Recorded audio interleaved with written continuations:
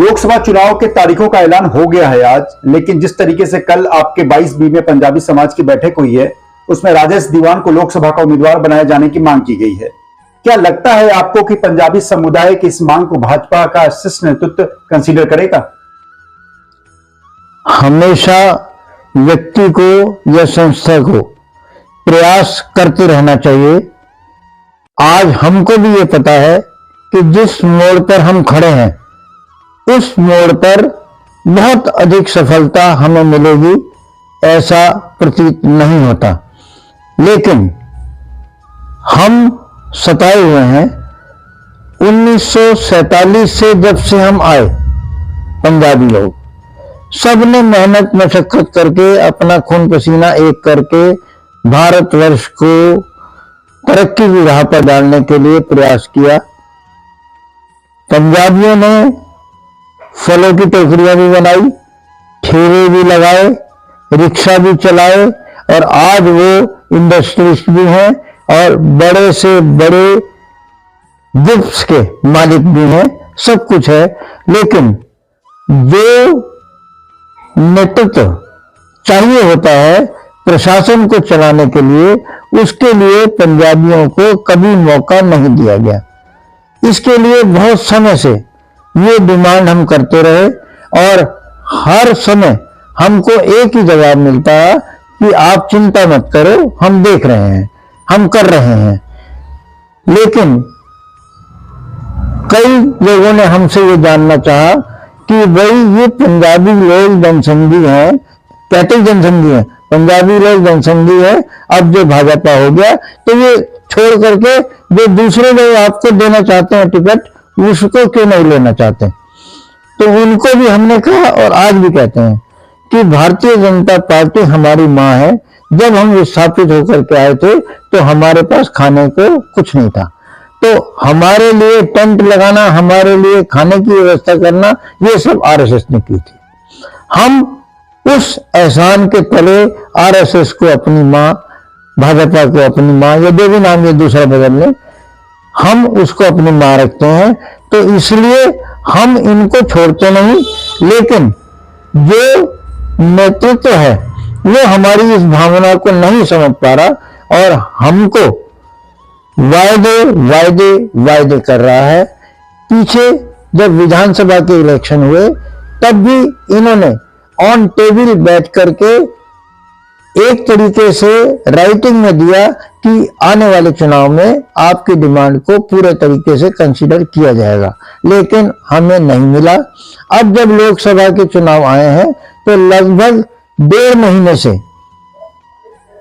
राजेश दीवान जी लगे हुए हैं निवेदन करने के लिए, हम लोग यहाँ से प्रस्ताव करने के लिए और अलग अलग शहरों में जाकर के प्रेस कॉन्फ्रेंस करने के लिए।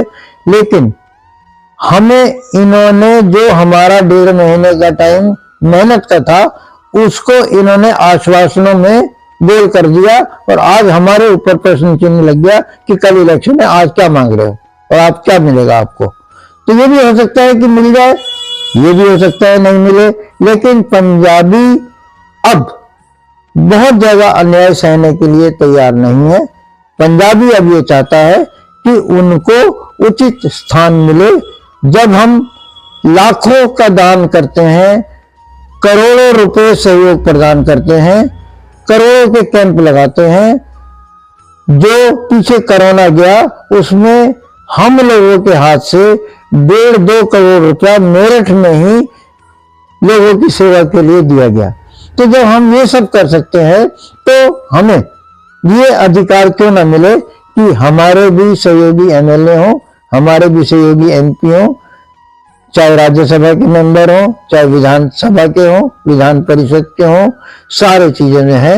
तो हम ये लड़ाई अपनी लड़ते हैं। मेरे 2 सवाल हैं आपसे। हाँ जी। क्या लगता है कि कम समय में आपकी तैयारी 6 महीने या साल भर से क्यों नहीं हुई? और दूसरा सवाल यह है कि पंजाबी लोकसभा क्षेत्र में कितने वोटर हैं?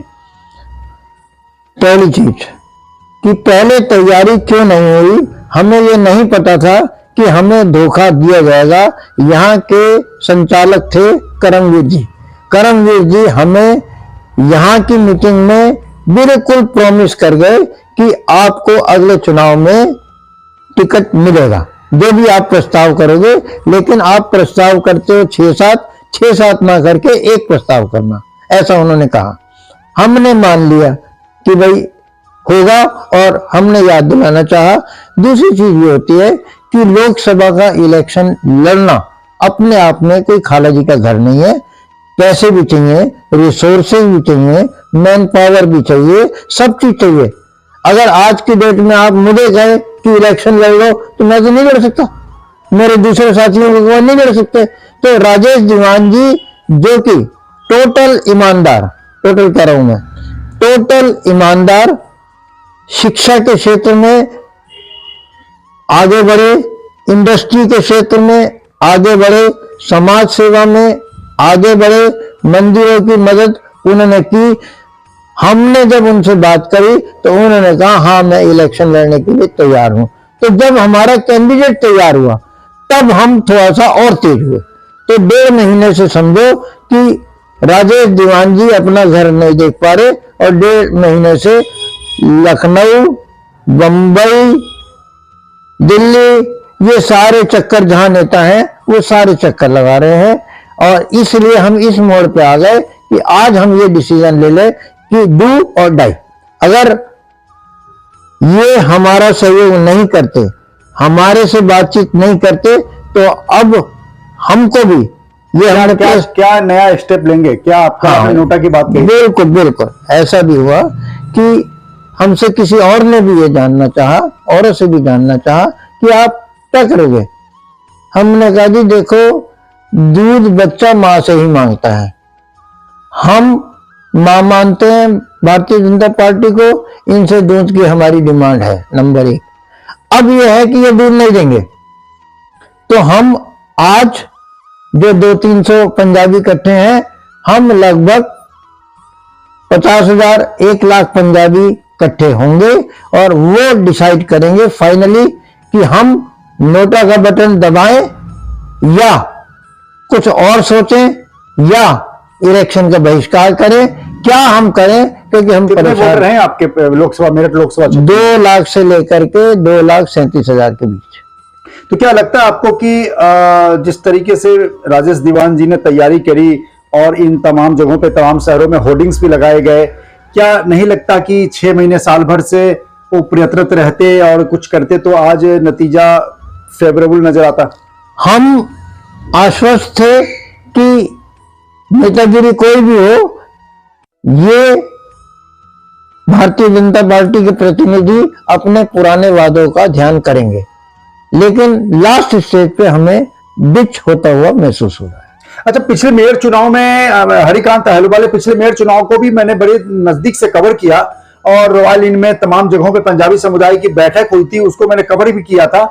वहां भी मांग की जा रही थी कि मोहनलाल कपूर के बाद मेरठ में किसी भी पंजाबी समुदाय को कोई भी पद नहीं दिया गया, एमपी, एमएलए। बिल्कुल बिल्कुल। तो उस तरीके से मेयर चुनाव में भाजपा ने हरिकांत अहलुवालिया को मेयर कोटे से सीट देकर यह बताने के लिए आगे आ गई कि हमने पंजाबियों को प्रतिनिधित्व कर दिया। जब हरिकांत अहलुवालिया को मेयर सीट के तौर पर भाजपा के पंजाबी की तरफ से लड़ा दिया गया, वो मेयर बन भी गए, तो पंजाबियों की डिमांड कहां तक जायज है कि पंजाबियों को प्रतिनिधित्व नहीं दिया जा रहा है? ये एक बहुत बड़ा भ्रम है कि हरिकांत अहलुवालिया जी पंजाबियों के बीच रहते हैं, पंजाबी माने जाते हैं, पंजाबियों का भरपूर सहयोग करते हैं, ये एक सच्चाई है। लेकिन जो टिकट देने वाले हैं, उन्होंने टिकट दिया ओबीसी होने के नाते, ओबीसी होने के नाते उन्होंने उनको टिकट दिया। और जो पंजाबी समाज था, क्योंकि पंजाबी समाज के बीच में वो रहते थे, सहयोगी हर समय के थे, तो पंजाबियों ने ऐतराज नहीं उठाया।